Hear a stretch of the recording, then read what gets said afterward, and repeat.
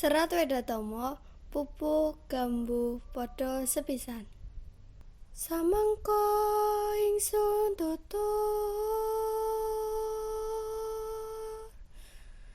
sembah catur supaya lumuntur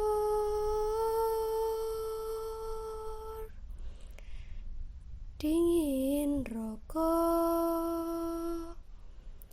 cipta jiwa rasa kaki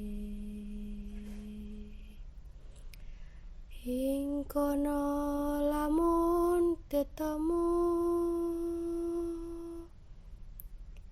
tondo nugrahing